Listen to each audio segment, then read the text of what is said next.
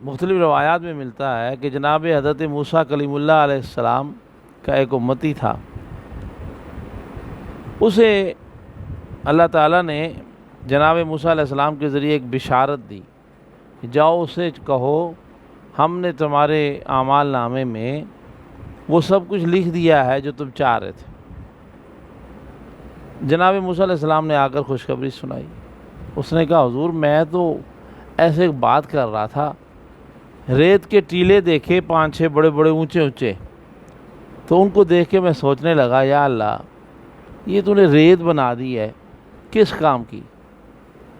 تو نے اناج بنایا ہوتا اس کو اور میں اسے بانٹتا تیرے بندوں میں، مالک ہوتا اس سارے کا، تو کوئی کام تو آتا لوگوں کے، اور میرا بھی اجر بڑھتا، میری بھی عزت ہوتی، میں بھی سخی بن جاتا۔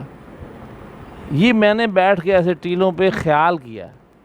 تو حضرت موسیٰ نے فرمایا اس کو کہو ہم نے تمہارے اعمال نامے میں لکھ دیا ہے جو تم نے سوچا ہے، کیونکہ تم نے سوچا بڑے یقین کے ساتھ اور خیال کر کے بات کی۔ اس نے حالانکہ التجا نہیں کی ہے بھائی، دعا تو نہیں کی، ایک خواہش کی کہ ایسا ہوتا اگر، یعنی کہ ایسا ہو جائے۔ وہ تو اس کی بھی لاج رکھ لیتا ہے کہ اگر کوئی خواہش کر رہا ہے کہ ایسا ہوتا، اس کی نیت پر بھی اسے اجر عطا فرماتا۔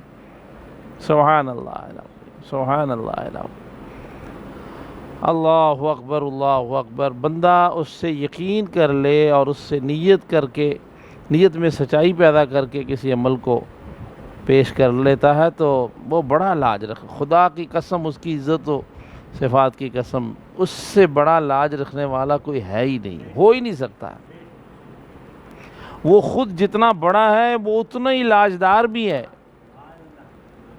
یہی تو کمال ہے۔ یہ کمال کہیں نہیں ہو سکتا ہے۔ آدمی جتنا بڑا ہوتا ہے اسے لاج نبھانا نہیں آتی ہے، یہ اللہ اور رسول کی شان ہے، جتنے بڑے ہیں اتنی ہی لاج نبھاتے ہیں۔ چھوٹے سے چھوٹے آدمی کی چھوٹی سی